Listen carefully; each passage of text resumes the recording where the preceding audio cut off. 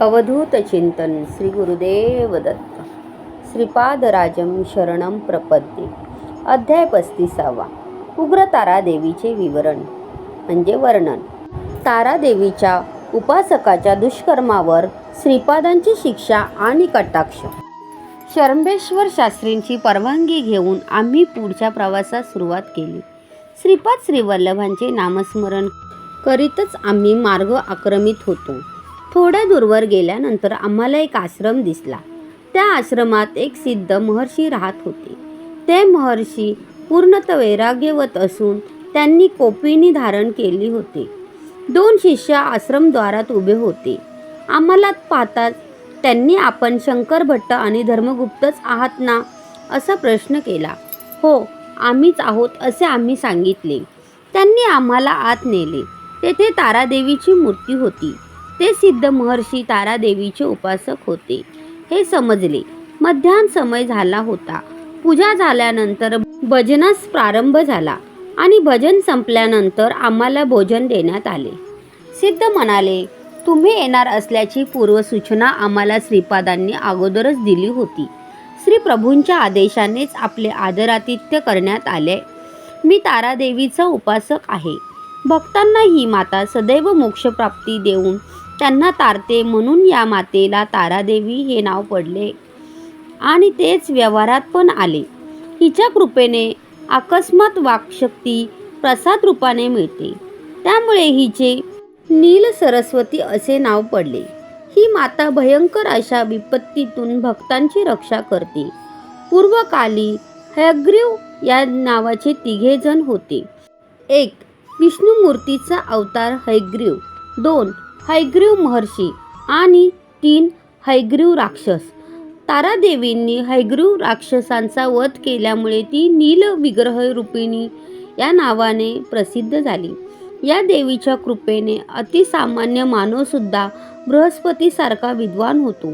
भारतवर्षात तारादेवीची उपासना महर्षी वशिष्ठांनी सर्वात प्रथम केली. त्या कारणाने या मातेला वशिष्ठ आराधिता असे नाव पडले. मी तारादेवीचा उपासक आहे, परंतु मला तारामातेच्या दर्शनाचा लाभ कधी झाला नाही.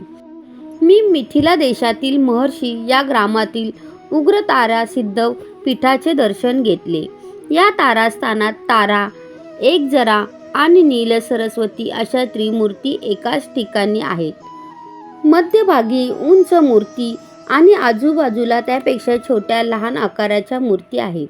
तिथे महर्षी वशिष्ठांनी तारोपासना करून सिद्धी प्राप्त केल्या होत्या असे त्या गावातील वयोवृद्ध लोकांनी सांगितले. मी उग्र तारादेवीचे दर्शन घेऊन बाहेर पडताच एक सुंदर आणि आकर्षक बालिकेचे रूप समोर पाहिले. त्या बालिकेच्या पैंजणांचा आवाज कर्णमधुर होता. ती बालिका छम छम करीत चालत असता तिच्या पैंजणाचा आवाज माझ्या हृदयात प्रतिध्वनित होत होता. त्या बालिकेने मला प्रश्न विचारला, बाबा, कोठे कोठे किती फिरशील? माझ्या दर्शनासाठीच या संपूर्ण लोकाची फेरी चालवली आहेस, हे खरे आहे ना? असे ऐकून मी आश्चर्यचकित झालो. मला क्षणभर हीच तारादेवी का असे वाटले, परंतु दुसऱ्या क्षणी ती कोणी वेगळी मुलगी असे बोलत आहे असे वाटले. तारादेवी शिवावर प्रत्यलीड मुद्रेने बसलेली कपाल असते. ती नीलवर्णी त्रिनेत्री असून तिच्या हातात कात्री, कपाल, कमळ आणि खडक असते. तिने व्याघ्रचर्म धारण केलेले असते आणि मुंडमाळा गळ्यात धारण करणारी ती देवी भोग व मोक्ष प्रदान करणारे आहे. त्या मंगलमयी देवीचे खरे रूप असे आहे. मी आता पाहिलेल्या 12-13 वर्षाच्या सुंदर बालिकेचे मुग्ध मनोहर रूप आहे. त्यामुळे मी आश्चर्यचकित स्थितीतच होतो. काही बोलू शकत नव्हतो. तेवढ्यात त्या बालिकेचे शरीर तेजोभरीत अत्यंत तेजस्वी होत एकदम तिने मुलाचा आकार घेतला. त्या बालकाचे नेत्र योग्याच्या नेत्रासारखे अत्यंत दयार्द आणि शांत होते. त्याचा रंग सुवर्णकांतीसम होता. ते स्वरूप अत्यंत दिव्य आणि तेजोमय होते. त्या बालकाच्या दोन्ही पायात पैंजण होते. माझ्या पायातील हे पैंजण अत्यंत घट्ट झाले आहे. ते तू काढू शकतोस का? बालकाने मला विचारले. मी त्याला होकार दिला. आणि हळुवारपणे त्याच्या पायातील ते दिव्य पैंजण काढले. तेव्हा तो बालक म्हणाला, हे दोन्ही पैंजण तुझ्या जवळच ठेव. त्याच्यात जीवशक्ती आहे. तू कोठे जावे, काय खावे, कोणाशी बोलावे या सर्व गोष्टींचा निर्णय हे पैंजणच घेतील. असे सांगून तो बालक अंतर्धान पावला. मी कालिका घाटामध्ये कालिका मातेचे दर्शन घेऊन दक्षिणेस गेलो. पुरी या महाक्षेत्राचे दर्शन घेतले. दक्षिणेतील सिंहाचल क्षेत्राचे दर्शन घेतले.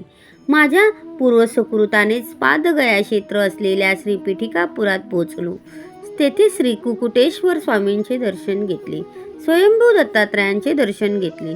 स्वयंभू दत्तमूर्तीजवळ एका सापाचे वारूळ होते. त्या वेळात एक देवता सर्प होता. मी दत्तांचे दर्शन घेतल्यानंतर त्या सर्पाने सुद्धा मला दर्शन दिले. त्या सर्पाच्या दर्शनाने माझ्यातील कुंडलिनी जागृती झाली. माझे शरीर माझ्या स्वाधीन नव्हते.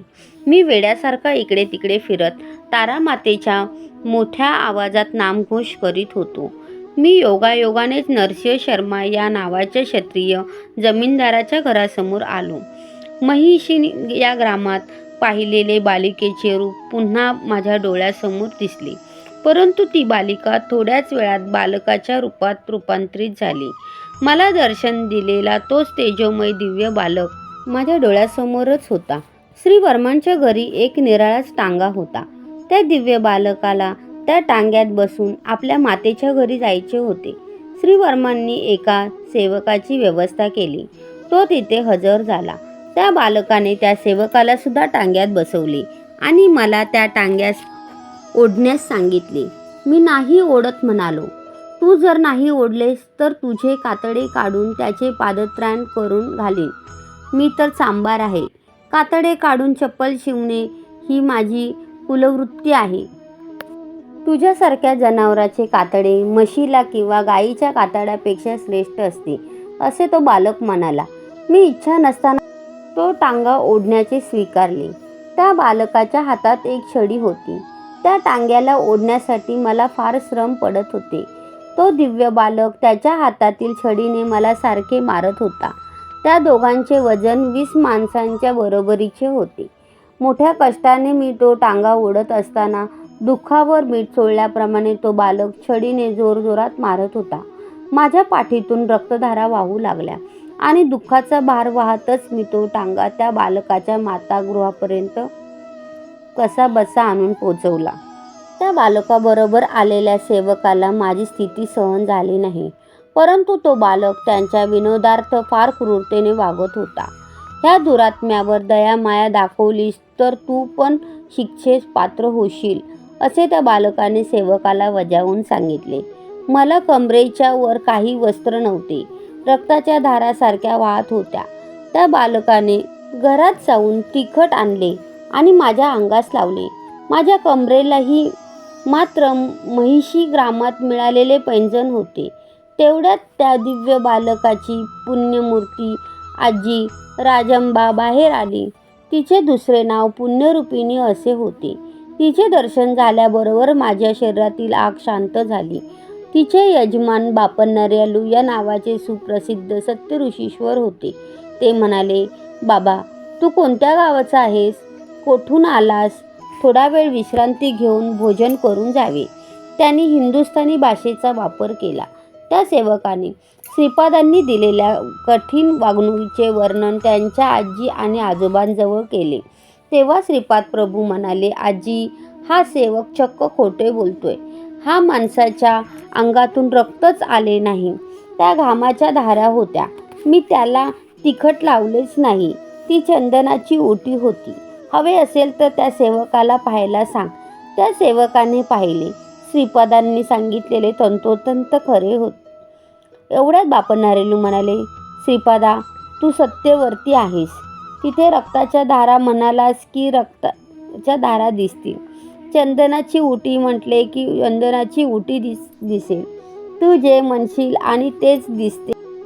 म्हणजे तू साक्षात उग्रतारा देवीचे रूप आहेस असेच वाटते. उग्रतारा देवीच्या अनुग्रहाने वाक्सिद्धी प्राप्त होते असे ऐकले होते, पण साक्षात समोरच पाहिले. उग्रतारा देवीप्रमाणे तू केवळ संकल्प मात्रनेच कोणत्याही वस्तूचे स्वभाव धर्म बदलू शकतोस. तुझा लीला विनोद आता थांबवून त्या अभाग्यावर करुणा कटाक्ष कर. त्यावेळी श्रीपाद म्हणाले, आजोबा आपण जास्तच बोलतात. मी संकल्प करेन आणि तो संकल्प लगेच फलीभूत होईल असे म्हणालात. हे कोठपर्यंत खरे आहे का खोटे निर्णय शास्त्राच्या साहाय्याने घेता येईल असे हा एक आगंतुक सद्ब्राह्मण आहे. उग्र तारा देवीचा उपासक आहे हे सगळे ठीकच आहे, पण याने संन्यास दीक्षा आपल्या गुरुच्या अनुमतीने न घेता त्याला जसे योग्य वाटेल त्याप्रमाणे त्याने संन्यास घेतला. त्याच्या पित्याने त्याला अनेक कष्ट सहन करून त्याचे लालन पालन करून यास मोठे केले. याच्या मातेला गर्भावस्थेत फार कष्ट सहन करावे लागले. हा जन्मला तेव्हा त्याच्या मातेच्या अंगातून बरेच रक्त गेले. रक्ताळलेल्या घावावर मिरचीची पूड लावल्यास ते दुःख कसे असते ते दुःख त्या मातेने सहन केले होते. ते दोघेही आता या जगात नाही आणि पूर्वसुकृताने त्यांचा जन्म पिठिकापुरातच झाला आहे. काशीत वास केल्याचे फळ. नरसिंहवर्मांच्या घरात असलेला सेवक दुसरा कोणी नसून या आगंतुकाचा पूर्वजन्मीचा पिताच आहे. त्याची पत्नी याची पूर्वजन्मीची माता आहे. मृत्यू पावलेल्या मोठ्या लोकांना पिंडप्रदान योग्य विधीने न करणे हे एक पापच आहे. या आगंतुकाने संन्यास घेतला असल्याने माता पित्याचे पिंडप्रदान केले नाही.